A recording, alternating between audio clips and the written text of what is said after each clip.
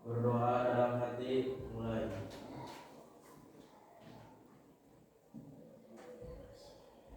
Selesai.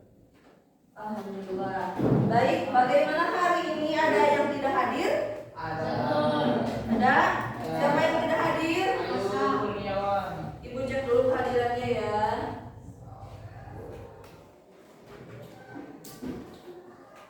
Altina, Denny. Baik. Sebelum kita belajar, Ibu mau bacakan dulu beberapa tujuan pembelajaran. Jadi supaya kalian tahu, hari ini kita akan belajar tentang norma. Makanya tujuannya adalah untuk mengerti, memahami, dan mendeskripsikan tentang norma-norma dan keadilan. Nah, untuk pembelajaran sebelumnya kita belajar tentang apa? BPUPKI. Betul. Apa itu BPUPKI? Persiapan kemerdekaan Indonesia.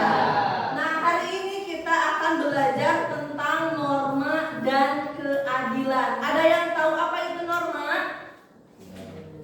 Apa itu norma? Ada yang tahu? Norma itu pada hakikatnya adalah kaidah hidup yang mempengaruhi tingkah laku manusia dalam hidup bermasyarakat. Artinya norma itu sebagai aturan, ya, di mana bumi dipijak, di situ ada yang tahu?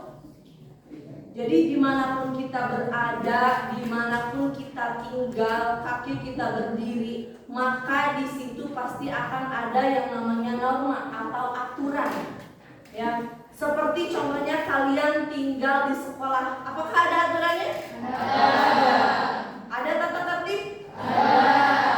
Kita masuk pukul 7, pulang pukul 12, itu adalah aturannya. Begitupun di jalan raya. Apakah kalian sering melihat orang-orang yang kecelakaan?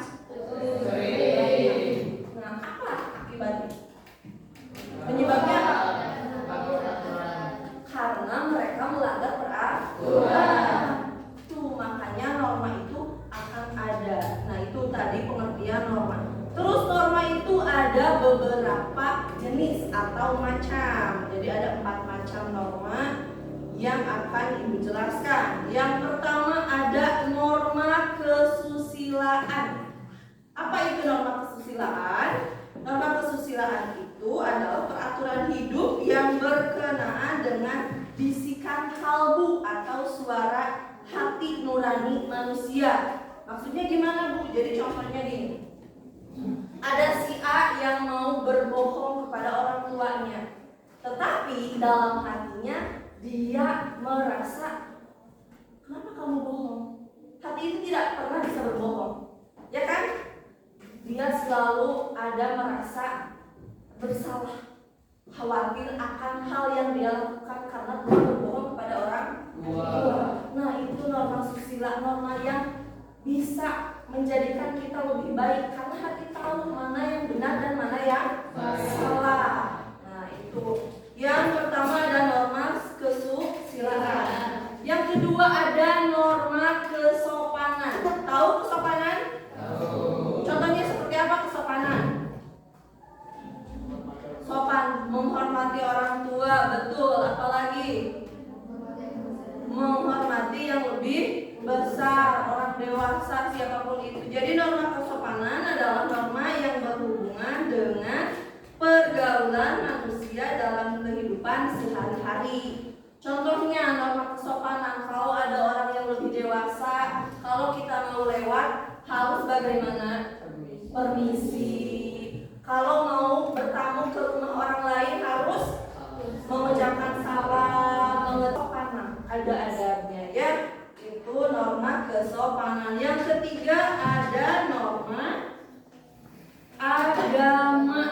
Adalah sekumpulan kaidah atau peraturan hidup manusia yang bersumber dari wahyu Tuhan.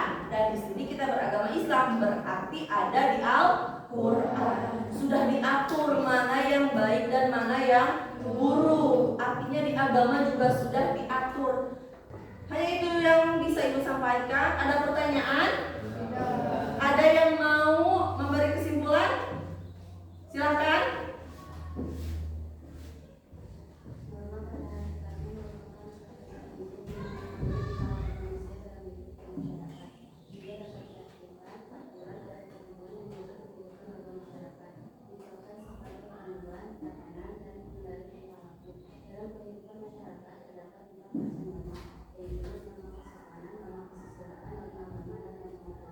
Bagus, tepuk tangan untuk ya. Dari itu kesimpulannya norma itu terbagi menjadi 4. Ada norma kesusilaan, norma kesopanan, norma agama, dan yang terakhir norma hukum. Sudah paham? Baik, kalau begitu semoga ilmu yang Ibu sampaikan ini bermanfaat. Terima kasih. Assalamualaikum warahmatullahi wabarakatuh.